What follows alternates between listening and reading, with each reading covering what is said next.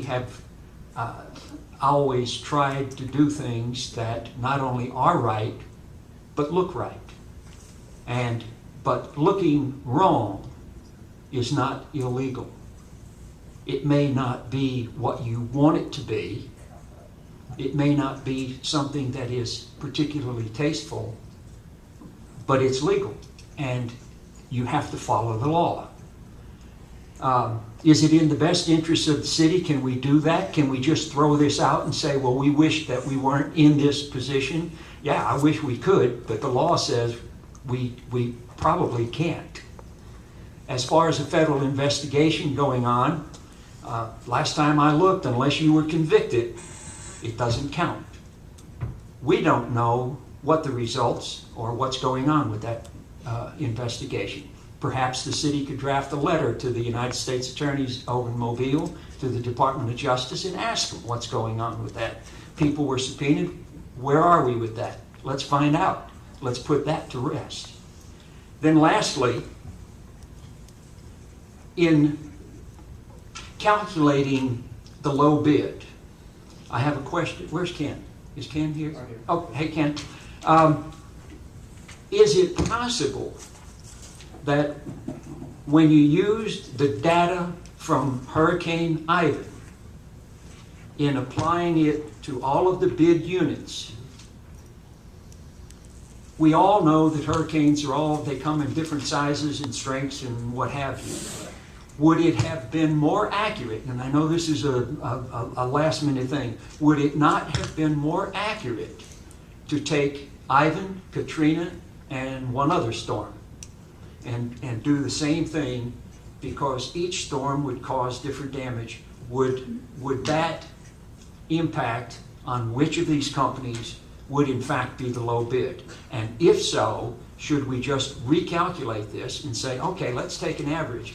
We all know that the best predictor of future behavior is past behavior. Right. And if we have 3 storms, we get better data by averaging the 3 together and say, okay, if we use the data from 3 storms, will we get a truer picture as opposed to 1? And if that is possible, then I would hope that we could consider putting this off for 2 weeks till we can get that data and see where we would stand. And I'm not trying to, I'm not for or against any of these companies. I believe that they are all responsive and capable of doing it. And we have 1 point separating the top 4. 1 point difference. You want to respond to the Absolutely. averaging? I'll say this, for what we have to look back on, Hurricane Ivan is probably going to be the best storm that we can put our finger on regarding debris cleanup and things that we really tasked these guys with. Hurricane Katrina, for example, showed us a huge amount of waterfront damage. These guys aren't the people that do that kind of work. For example, the pier, when it disappeared during Hurricane Katrina, if Pittman would have been the guy on the record books, it wouldn't have been Pittman out there doing the cleanup for that. That would be another contractor. But that's not debris removal, that's structured damage. That's correct, yes sir. So trying to compare Katrina and Ivan with 2 different factors, 2 different impacts, 2 different events that would look at different units. And Councilman Carey and I have had many discussions on what if we created a hypothetical storm. Well, we could go on all day creating hypothetical storms, what ifs. What if the power was down for 3 or 4 weeks and the event turned into a huge C&D event versus debris? It could change the bottom line depending on the event. Ken, let me ask you this. This is debris and disposal contract. Yes, sir. It doesn't have anything to do with all the other seawall, the pier, anything like that. Don't we need to stay with what we're talking about, debris removal? Isn't that specifically what we're speaking about? Really and truly, yes, sir. This is what we're talking about. We're talking about debris removal, street clearing, C&D if it's on the sides of the road here in town.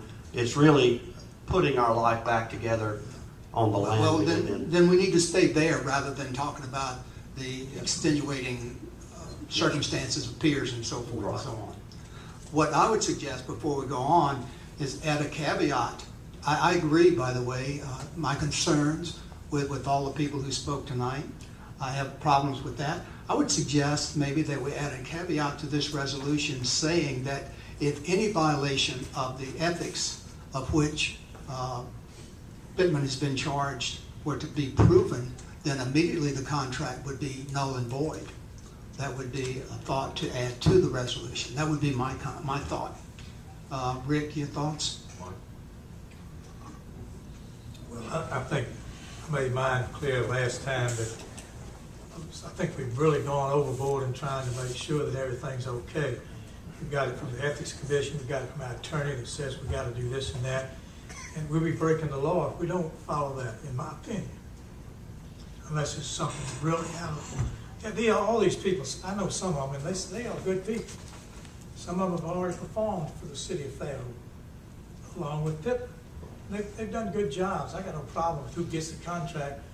I got a problem with if the law says to do it this way, and we've done it that way, and I'm gonna stick with the law, to be honest with you.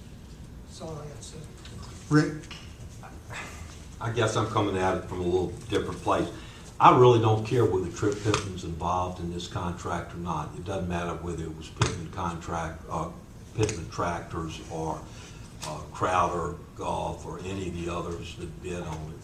What concerns me is what the city of Fairhope is going to do.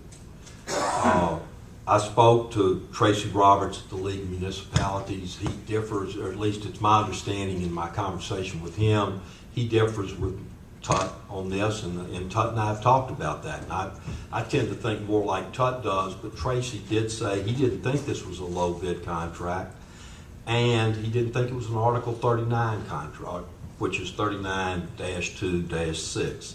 So that's one problem I have, and I'm not throwing stones at you or anybody else, Ken, you know that, I think.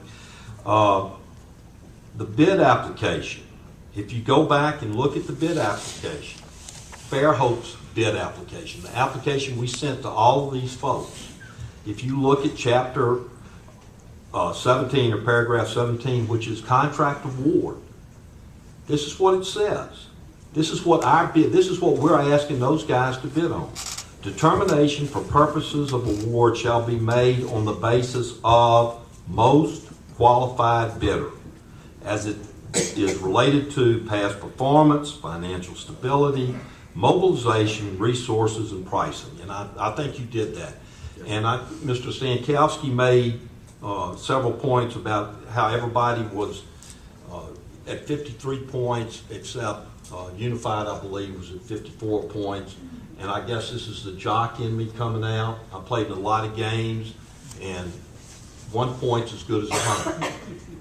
I mean, if you lose, whether it's 1 or you lose by 100 points. So I have some real questions there.